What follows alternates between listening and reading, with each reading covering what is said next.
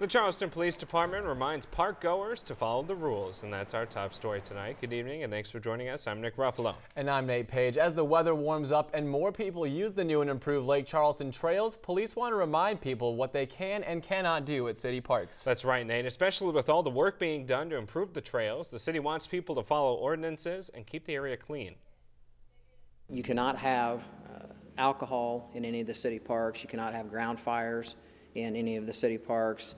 And you also have to keep all of your animals, particularly your dogs that you might be walking, on a leash. Those city ordinances were in effect before this year, but now that improvements to Lake Charleston and the surrounding trails are ramping up, the police department is keeping a closer eye on the area. Lately, what we've been trying to do is more of an educational approach. I was on duty and I spent several hours throughout the course of the day out there walking around, just checking fishing licenses and reminding them to, whatever they packed in to pack out. City Manager Scott Smith says a key addition to the lake trails is a path that connects the biking routes to Sister City Park, where construction began this year.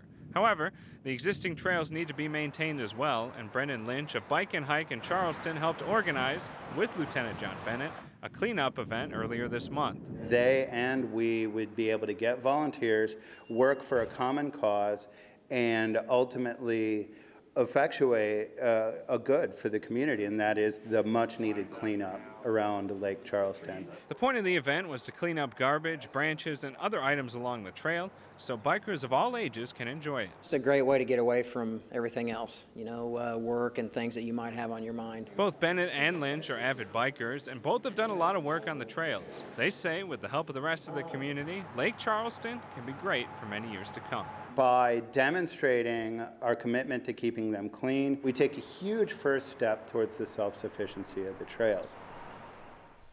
Bennett says more people than ever are using the trails, and he hopes everybody can enjoy the work that's been done. Smith says construction on Sister City Park, the Sister City Park addition, I should say, is ongoing and will ramp up in the summer.